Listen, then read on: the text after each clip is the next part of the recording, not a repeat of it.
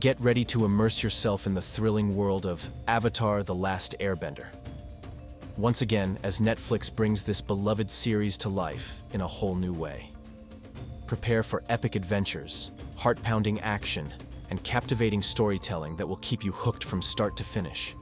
Are you a fan of Avatar: The Last Airbender and hungry for more intriguing facts? Subscribe to our channel, Intriguing Facts, for captivating insights and in-depth analysis of your favorite series.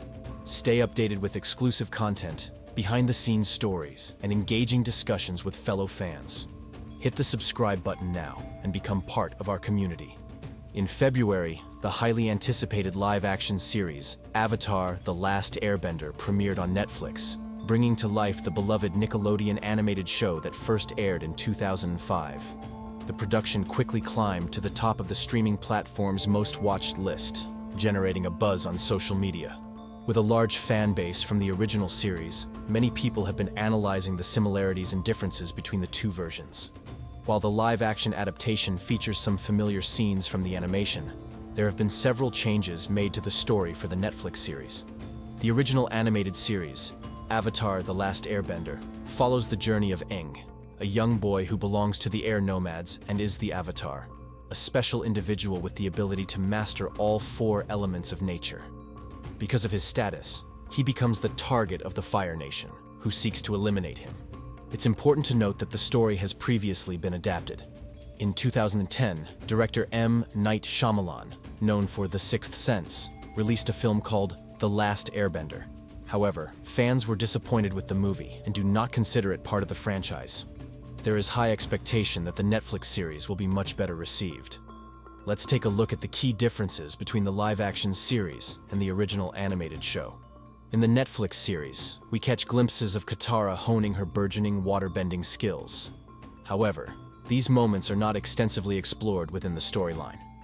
While Katara's progress is acknowledged, the focus remains on other narrative elements, leaving her training journey somewhat understated. Nevertheless, this limited exploration adds suspense and curiosity around Katara's potential growth as a waterbender. Contrastingly, the original Nickelodeon animation made Katara's role in teaching Aang the art of waterbending integral to the story's development. These formative moments highlighted the significance of Katara's guidance in Aang's journey to become the Avatar. Fans were captivated by the dynamic between the two characters, as Aang's progress in mastering waterbending became a crucial stepping stone in his destiny. This emphasis showcased the profound connection between waterbending and Aang's path towards fulfilling his Avatar duties. While the Netflix adaptation briefly showcases Katara's incipient waterbending skills, the Nickelodeon animation places a stronger emphasis on her pivotal role in Aang's training. Both versions offer distinct perspectives, with the Netflix series leaving potential for further exploration and the original animation skill fully intertwining Katara's teachings with Aang's journey. As fans compare and appreciate these different approaches, the significance of waterbending in controlling the Fire Nation remains an essential aspect across both adaptations. In the Netflix series, Aang's escape from the Fire Nation attack is a stroke of chance. Unaware of his Avatar status, Aang leaves to clear his mind after discovering the truth. During his brief absence, he inadvertently avoids the attack. This alternate perspective showcases the element of fate and Aang's unintentional role in escaping the tragic events. The live-action adaptation presents a more explicit and daring portrayal of the air nomad genocide, shedding light on the devastating consequences. In the original Nickelodeon animated series, the Fire Nation attack on the air nomads occurs months after Aang's departure. This deliberate timeline highlights the somber aftermath of Aang's absence and the ensuing tragedy that befalls his people.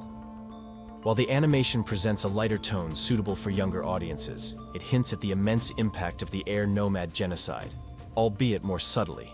The Netflix adaptation, geared towards a more mature audience, fearlessly explores the consequences of the genocide with greater explicitness. This provides a deeper understanding of the weight of Aang's choices. In contrast, the original animated series, being primarily targeted at children, presents the tragic events in a more subtle manner, focusing on age-appropriate storytelling. Fans have observed that in the original animated series, Sokka portrays certain macho characteristics, at times making remarks that perpetuate gender stereotypes. His statements, such as, "girls are better at sewing," while boys are better at hunting and fighting, have been subject to criticism. These depictions, however, represent a reflection of the societal norms prevalent at the time of the show's creation. The Netflix series takes significant steps to minimize the machismo attributed to Sokka's character. The adjustments made align with a more progressive approach, enabling Sokka to showcase a more balanced and inclusive demeanor. By toning down the gender-centric statements, the adaptation aims to create a more equitable representation and challenges traditional gender roles. Amidst the modifications, the character of Katara also undergoes noteworthy adjustments. In the Netflix adaptation, her portrayal is shifted towards a less maternal and protective stance. By reframing her character in this way, the adaptation fosters a departure from traditional gender roles, introducing a more multidimensional and empowering portrayal. Kyo and Tio, the actress portraying Katara in the live-action adaptation, commented on the revised portrayal of Sokka, acknowledging the elimination of the extremely sexist aspect. This aligns with the efforts to address the questionable moments that were present in the original show. Producer Albert Kim shed light on the changes made to Katara, emphasizing a departure from certain gender-related traits present in the animated series. In the Nickelodeon animation, Aang effortlessly accesses the spirit world once he unlocks this ability as the Avatar. However, for others to enter, they must possess the knowledge of meditation, leaving their physical bodies vulnerable during the process. This requirement showcases the importance of spiritual discipline and concentration, emphasizing the need for caution and preparation to navigate the spirit world. The live-action adaptation takes a different approach. Aang successfully brings Sokka and Katara into the spirit world with relative ease, leaving his two companions perplexed and requiring Aang to explain the situation.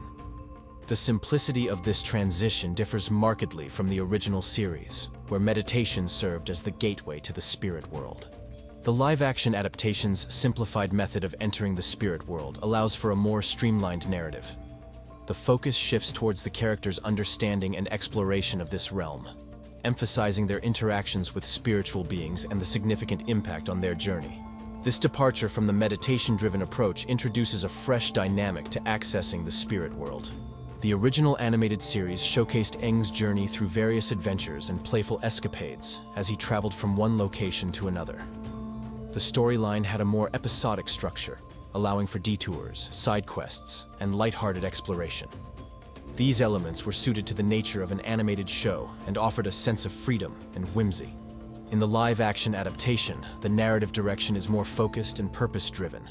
Aang's actions are directed towards a specific goal, namely reaching the Northern Water Tribe to prevent a catastrophic event. This newfound narrative compulsion provides a stronger driving force and sense of urgency, streamlining the storyline in a way that better suits the live-action format.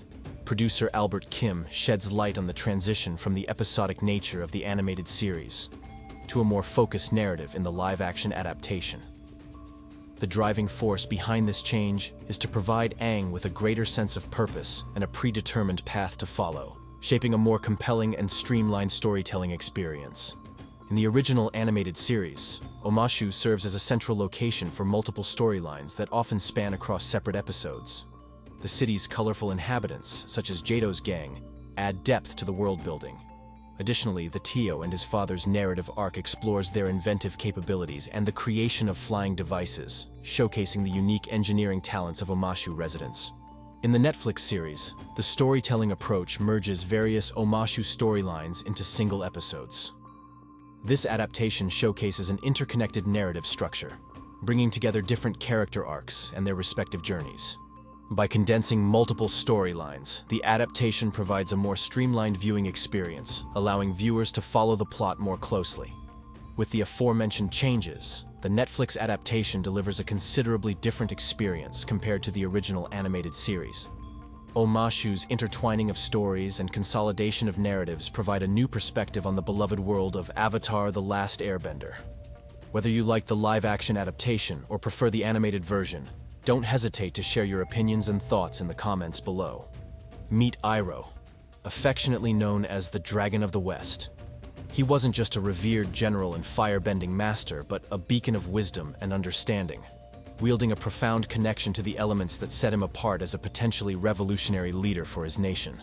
But tragedy struck during the siege of Ba Sing Se when his beloved son, Lu Ten, perished.